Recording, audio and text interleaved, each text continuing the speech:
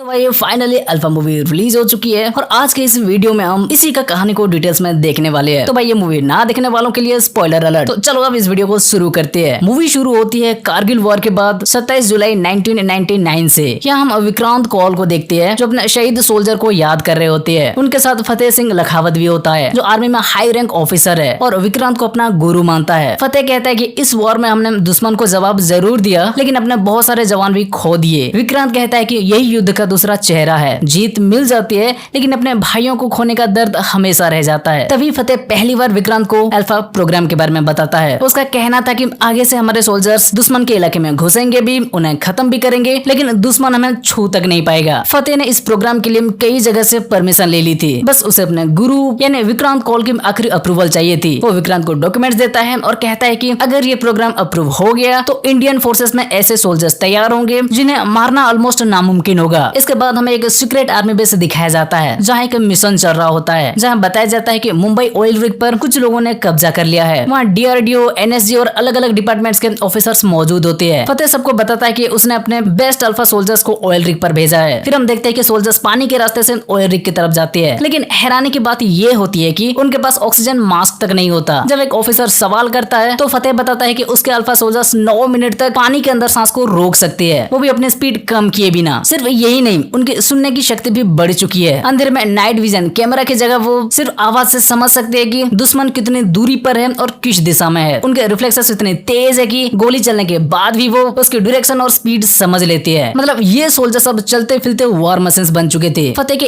एक ऑर्डर पर वो सभी टारगेट्स को टेक डाउन कर देते हैं लेकिन फिर पता चलता है कि ये कोई रियल अटैक नहीं था बल्कि अल्फा प्रोग्राम का ट्रायल रन था। ऑफिसर्स हैरान रह जाते हैं, वो पूछते हैं कि ये प्रोग्राम क्या है और इसे ऑफिशियली अप्रूव कैसे किया गया। तब फतेह बताता है कि अल्फा एक सीक्रेट प्रोग्राम है, इसे पब्लिक नहीं किया जा सकता, सिर्फ कुछ सिलेक्टेड सोल्जर्स को अल्फा सीरम दिया जाएगा। इसके बाद डॉक्टर जॉन सामने आते हैं जिन्होंने इस सीरम पर अपना पूरा दिमाग लगाया था। डॉक्टर जॉन बताते हैं कि अल्फा सीरम बॉडी की पावर बढ़ा देता है, इससे इंसान की हीलिंग तेज हो जाती है। जैसे कुछ जानवर अपने घाव जल्दी भर लेते हैं वैसे ही अल्फा सीरम इंसान की बॉडी को अंदर से जल्दी रिकवर करने में मदद करता है। इसके असर से ऑर्गन्स फास्ट काम करते हैं, रिफ्लेक्सेस तेज होंगे, हियरिंग बढ़ेगी और सोल्जर नॉर्मल इंसान से कहीं ज्यादा स्ट्रॉन्ग बन जाएगा। लेकिन एक बात साफ थी, एक बार अल्फा सीरम बॉडी में चला गया तो इंसान वापस पहले जैसा नहीं रह सकता। आखिरकार विक्रांत भी इस प्रोग्राम को सपोर्ट करता है। DRDO, NSG और बाकी ऑफिसर भी इस पर साइन कर देते हैं। अल्फा प्रोग्राम ऑफिशियली अप्रूव हो जाता है। इसके बाद कहानी विक्रांत के पर्सनल लाइफ पर आती है। विक्रांत की वाइफ जानकी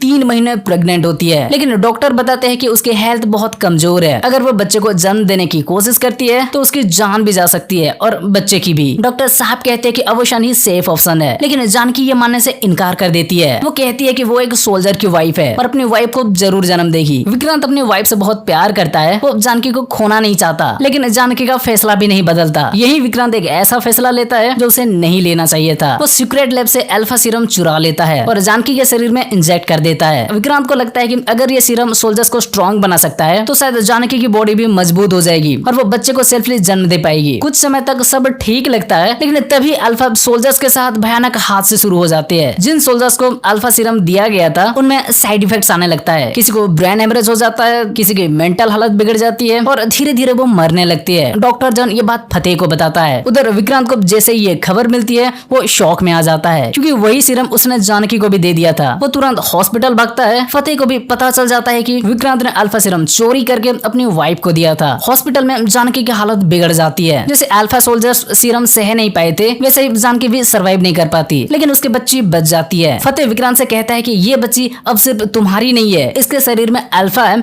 इसलिए ये देश की अमानत है। विक्रांत अपनी बेटी को वापस लेने जाता है लेकिन फतेह उसे बताता है कि उसकी बेटी भी अल्फा सीरम सह नहीं पाई और मर गई। वो विक्रांत को एक मरी हुई बच्ची दे देता है। विक्रांत अंदर से टूट चुका होता है, वो अपने वाइफ और बेटी दोनों को खो चुका होता है। वो कहता है कि अब किसी को उसकी कोई जरूरत नहीं और वो डिपार्टमेंट छोड़ देता है। लेकिन असली सच कुछ और था। फतेह ने विक्रांत की असली बेटी को एक मरी हुई बच्ची से बदल दिया था। वो असली बच्ची जिंदा थी। अल्फा प्रोग्राम फेल होने की वजह से कई सोल्जर्स की मौत हुई और इसका दोष फतेह पर आया। ऑफिसर्स कहते हैं कि उसका कोर्ट मार्शल हो सकता था लेकिन उसके रिकॉर्ड्स और देश के प्रति उसकी इमेज को देखकर उसे सिर्फ डिमोशन दिया जाता है। उसे चेरापूंजी बेस कैंप में भेज दिया जाता है जहाँ ना कोई बड़ा वॉर होता है ना उस पर ज्यादा नजर रखी जाती है। फतेह बाहर से ये पनिशमेंट मान लेता है लेकिन उसके अंदर अल्फा प्रोग्राम को फिर से शुरू करने का जुनून खत्म नहीं होता। वो किसी को कॉल करता है और कहता है कि उसे बहुत ज्यादा पैसा और एक लैब चाहिए। इसके बाद राजस्थान के एक वीरान रेगिस्तान इलाके में सीक्रेट लैब बनाई जाती है। फतेह फतेह डॉक्टर जॉन को वहाँ ले जाता है और अल्फा प्रोग्राम फिर से शुरू कर देता है। फतेह डॉक्टर जॉन से कहता है कि जब तक उनके पास हुक्म का इक्का है अल्फा प्रोग्राम कभी नहीं रुकेगा। और वो हुक्म का इक्का थी वही छोटी बच्ची जिसे उसने विक्रांत से छीन लिया था। फतेह उस बच्ची का नाम रखता है सीता। अब सीता पर टेस्ट शुरू हो जाते हैं। डॉक्टर जॉन हर कुछ महीने में उसका ब्लड सैंपल लेते हैं। उसका बॉडी, माइंड, ग्रोथ, मेमोरी और हर छोटी चीज को चेक किया जाता है। फतेह को सिर्फ एक चीज चाहिए थी, सीता के खून में अल्फा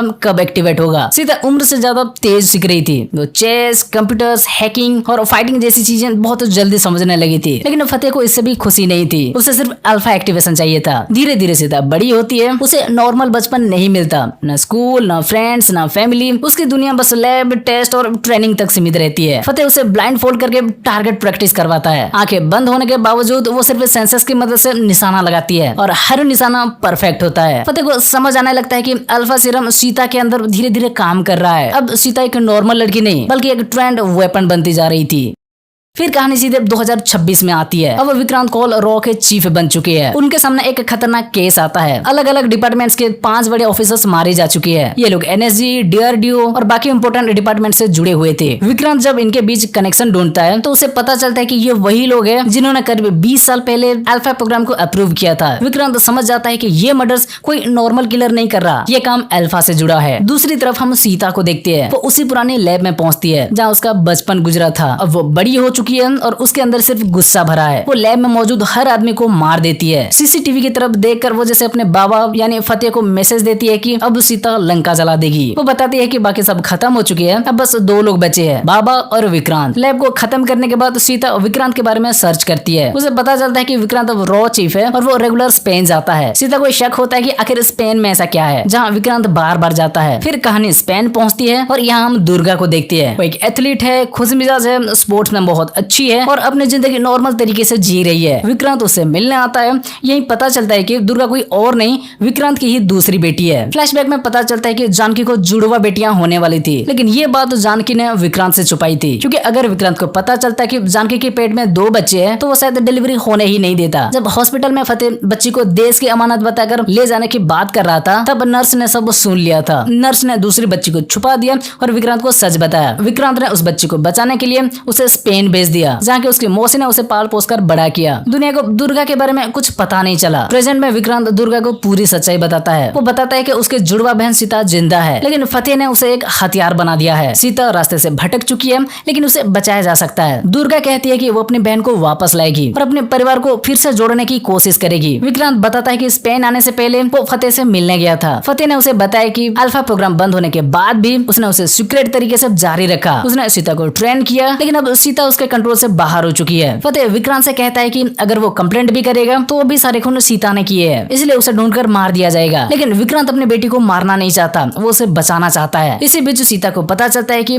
विक्रांत इंडिया लौट रहा है, लेकिन इस बार दिल्ली नहीं श्रीनगर जा रहा है। सीता उसके पत्नी जानकी के पुराने घर के बारे में पता लगाती है और विक्रांत से पहले वहाँ पहुंच जाती है। विक्रांत ने दुर्गा को पहले ही बता दिया था कि दोनों अलग अलग जाएंगे, क्योंकि उन पर कोई नजर रख रहा है। दुर्गा उस घर में पहुंचती है। विक्रांत अभी वहाँ आने ही वाला होता है। दुर्गा को घर में किसी की आहट सुनाई देती है। असल में दुर्गा के अंदर भी अल्फा सीरम का असर है, क्योंकि दोनों बहनों के शरीर में वही सीरम मौजूद था। सीता उस पर गन तानने ही वाली होती है, लेकिन दुर्गा पहले ही अटैक कर देती है। इसके बाद दोनों बहनों के बीच जबरदस्त फाइट शुरू होती है। दोनों ट्रेंड है, दोनों तेज है और दोनों के अंदर अल्फा का असर है। लेकिन सीता ने बचपन से मिलिट्री ट्रेनिंग ली थी, इसलिए वो दुर्गा पर भारी पड़ती है। जब सीता दुर्गा को मारने वाली होती है तो विक्रांत वहाँ आ जाता है और सीता पर गन तान देता है, लेकिन सीता दोनों पर भारी पड़ती है। वो गन छीनती है, दोनों को घायल करती है और उन्हें बेहोश कर देती है। होश में आने के बाद विक्रांत और दुर्गा सीता को समझाने की कोशिश करते हैं। विक्रांत बताता है कि वो उसका पापा है और दुर्गा उसकी बहन, लेकिन सीता को कोई फर्क नहीं पड़ता। वो कहती है कि तुम लोग एक हैप्पी फैमिली की तरह जी रहे, बर्थडे मना रहे, लेकिन मेरे बर्थडे पर मुझे क्या मिला। सीता बताते हैं कि 18 साल की उम्र में फतेह ने उसे एक अच्छा डिनर दिया, नया ड्रेस दिया और फिर पहला मिशन भी दे दिया। उसे लगा था कि बाबा उसे खुश करना चाहते हैं, लेकिन असल में वो उसका पहला खून करवाना चाहते थे। उस दिन सीता ने अपना पहला मिशन पूरा किया। फिर एक एक करके मिशन बढ़ते गए और लोगों को मारने करना उसकी आदत बन गया। लेकिन सब कुछ तब बदला जब फतेह ने उसे डॉक्टर जॉन को मारने का ऑर्डर दिया। फतेह ने कहा कि डॉक्टर जॉन गद्दार है और गद्दारी की सजा सिर्फ मौत होती है। सीता डॉक्टर जॉन को मारने जाती है, लेकिन डॉक्टर जॉन पहले से उसका इंतजार कर रहे होते हैं। वो सीता को सच बताते हैं। डॉक्टर जॉन बताते हैं कि बचपन से सीता का ब्लड लिया गया और उससे अल्फा का एक नया डोज बनाया गया। उस डोज को कई प्रिजनर्स पर टेस्ट किया गया, लेकिन वो लोग उसे सह नहीं पाए और तड़प तड़प कर मर गए। डॉक्टर जॉन सीता को एक कब्रिस्तान दिखाते हैं और बताते हैं कि ये सारी लाशें उसी अल्फा टेस्ट की वजह से है। आखिरकार डॉक्टर जॉन को अल्फा का वर्जन 2 मिल गया था, लेकिन उसे बनाने के लिए सीता के ब्रेन सेल्स चाहिए थे। मतलब अगर फतेह ये प्रोसेस पूरा करता तो सीता जिंदा लाश बन जाती,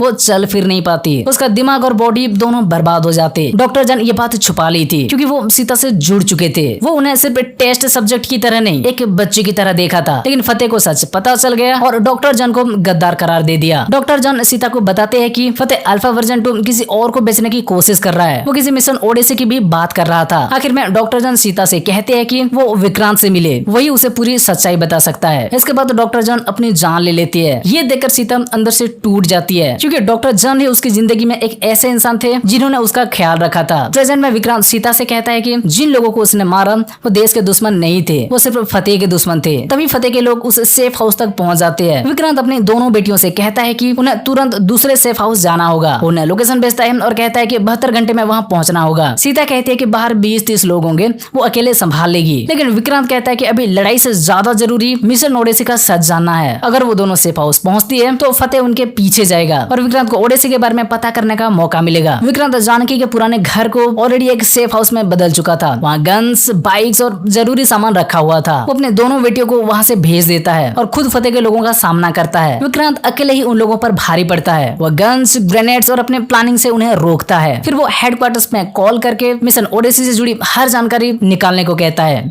दूसरी तरफ सीता दुर्गा लद्दाख एरिया में दूसरी सेफ हाउस की तरफ निकल चुकी होती है। उधर विक्रांत फतेह तक पहुंचने के लिए उसके एक टीम का इस्तेमाल करता है। वो फतेह के आदमी से झूठ बुलवाता है कि सीता पकड़ी गई है और विक्रांत मारा जा चुका है। इस बहाने उसे फतेह की लोकेशन मिल जाती है। विक्रांत पूरी प्लानिंग के साथ वहां जाता है। उसने फतेह के लोगों पर पहले से एक्सप्लोजिव्स लगा रखे थे, लेकिन फतेह भी कम चालाक नहीं था। वो अपने ही लोगों पर गोली चलाता है और वो ब्लास्ट हो जाते हैं। इस केस में वो विक्रांत पर गन तान देता है और सीता की लोकेशन ट्रैक कर लेता है। उधर सीता और दुर्गा लद्दाख के एक मंदिर जैसे सेफ हाउस तक पहुंच जाती है। वहाँ एक बाबा उनका इंतजार कर रहे होते हैं। सीता को लगता है कि यही उनकी प्रोटेक्शन के लिए है, लेकिन असली खेल तब शुरू होता है जब फतेह के लोग वहाँ पहुँच जाते हैं। सीता और दुर्गा उनसे लड़ना शुरू करती है, लेकिन दुश्मन ज्यादा होते हैं। तभी उनमें से एक आदमी बाबा पर हमला करने जाता है और उनके चेहरे से कपड़ा हटाता है। ये बाबा कोई और नहीं कबीर होता है। कबीर को पहचानते ही दुश्मनों के होश उड़ जाते हैं। कबीर उठता है और फिर अपने अंदाज में दुश्मनों को खत्म करना शुरू कर देता है। सीता, दुर्गा और कबीर तीनों मिलकर फतेह के आदमियों से लड़ते हैं, लेकिन इसी फाइट में दुर्गा को गोली लग जाती है। फिर कबीर उन्हें एक गाँव की लोकेशन देता है जहाँ एक बूढ़ी अम्मा उनकी मदद कर सकती है। सीता दुर्गा को लेकर वहाँ पहुँचती है और दुर्गा का ट्रीटमेंट शुरू होता है। इसी बीच विक्रांत के डिवाइस पर कॉल आता है। कॉल पर फतेह होता है। फतेह सीता से कहता है कि बहुत समय हो गया बेटा, अब जल्दी आ जाओ, तुम्हारा कोई अपना मेरे पास है। सीता समझ जाती है कि विक्रांत फतेह के कब्जे में है। दुर्गा भी साथ जाना चाहती है, लेकिन वो घायल होती है। सीता उसे रोकती है और पहली बार उसे अपनी बहन की तरफ प्रोटेक्ट करती है। जो सीता पहले इमोशनलेस थी, अब उसके अंदर फैमिली के लिए फीलिंग जागने लगी थी। सीता अकेले फतेह की लोकेशन पर पहुंचती है। वहाँ फतेह पहले से जाल बिछाकर बैठा होता है। विक्रांत के शरीर पर बॉम्ब लगे होते हैं और जमीन पर माइंस बिछी होती है। सीता गलती से एक माइन पर पैर रख देती है और टाइमर एक्टिवेट हो जाता है। फतेह उसके पास आता है और कहता है कि इतने सालों से तुम मेरे साथ हो, इसलिए तुम्हें सच जानने का हक है। फतेह कहता है कि उसने हमेशा कहा था वो सबसे बड़ा देशभक्त बनेगा, लेकिन उसने कभी ये नहीं बताया कि किस देश का देशभक्त। और यही भाई असली ट्विस्ट खुलता है। फतेह सिंह लखावत असल में इंडियन नहीं पाकिस्तानी एजेंट था। उसका असली नाम था मेजर सरफराज खान, पाकिस्तान की फैल्कन रेजिमेंट से। वो बताता है कि सालों पहले वो पानी के रास्ते इंडिया आया था। उसने हरियाणा में एक फैमिली को एक्सप्लोजन में मार दिया था और एक सोल्जर की आइडेंटिटी चुरा ली। वो सोल्जर था असली फतेह सिंह लखावत। नकली फतेह ने उसकी पहचान लेकर इंडियन आर्मी ज्वाइन कर ली, क्योंकि उसने पाकिस्तान में स्पेशल फोर्सेस की ट्रेनिंग पहले ही ले रखी थी। इसलिए इंडियन आर्मी में जगह बनाना उसके लिए मुश्किल नहीं था। धीरे धीरे उसने भरोसा जीता, पोस्टिंग ली, डेटा भेजा और अंदर ही अंदर ISI के लिए काम करता रहा। कारगिल में भी उसने भारत के कई सोल्जर्स मरवाए, लेकिन पाकिस्तान फिर भी हार गया। फिर उसे डॉक्टर जॉन के रिसर्च के बारे में पता चला। डॉक्टर जॉन के इरादे अच्छे थे, वो सोल्जर्स को बचाना चाहता था, लेकिन फतेह के इरादे अलग थे। फतेह अल्फा प्रोग्राम को पाकिस्तान के लिए वेपन बनाना चाहता था। वो चाहता था कि अल्फा सीरम उसके देश के सोल्जर्स को मिले और भारत के खिलाफ इस्तेमाल हो। वो मानता है कि उसने जल्दबाजी कर दी। अगर वो कुछ और महीने रिसर्च कर लेता तो अल्फा सीरम परफेक्ट बन सकता था, लेकिन जल्दबाजी में सोल्जर्स मारे गए। फिर वो विक्रांत से कहता है कि गलती उसने भी की, क्योंकि उसने वही सीरम अपने वाइफ पर यूज किया। जानकी नहीं बची, लेकिन बच्ची बच गई, और वही बच्ची आज सीता है। फतेह कहता है कि सीता की चलती फिरती वॉर मशीन है, उसके ब्रेन सेल से वो अल्फा वर्जन 2 बनाएगा और अपने देश को देगा। सीता कहती है कि अगर वो माइंड से पैर हटा देगी तो खुद भी खत्म हो जाएगी और फतेह का सपना भी। लेकिन फतेह मुस्कुराता है और वो बताता है कि उसका प्लान इतना कमजोर नहीं है। लद्दाख की फाइट के दौरान उसके सोल्जर्स के बॉडी कैमरेज ने दुर्गा को रिकॉर्ड कर लिया था। उसे पता चल गया कि विक्रांत की 2 बेटियां हैं, सीता और दुर्गा, और अब दुर्गा भी उसके कब्जे में है। अगर सीता मर भी गई तो वो दुर्गा से अल्फा वर्जन 2 निकाल लेगा। ये सुनकर सीता का खून खौल उठता है, जिससे वो बचपन से बाबा मानती रही। वो असल में उसके देश का गद्दार था। फतेह दोनों को मरने के लिए छोड़कर चेरापूंजी बेस कैंप की तरफ निकल जाता है। सीता किसी तरह माइन का वजन बैलेंस करके ट्रैप को रोकती है और विक्रांत को बचा लेती है। फिर वो ब्लास्ट कर देती है ताकि फतेह को लगे कि दोनों मर चुके हैं। दूसरी तरफ चेरापूंजी बेस कैंप में फतेह के लोग हमला कर देते हैं। वो वहाँ के सोल्जर्स को हॉस्टेज बना लेते हैं। दुर्गा को बताया जाता है कि अब उसके बहन और पापा दोनों मर चुके हैं। ये सुनकर दुर्गा अंदर से टूट जाती है, लेकिन कहानी अभी खत्म नहीं हुई थी। सीता और विक्रांत जिंदा होती है। वो फतेह की एक यूनिट का हेलीकॉप्टर कब्जे में लेते हैं और चेरापूंजी की तरफ निकलते हैं, लेकिन पायलट लैंडिंग कोड की जगह डेंजर कोड भेज देता है, जिससे फतेह को पता चल जाता है कि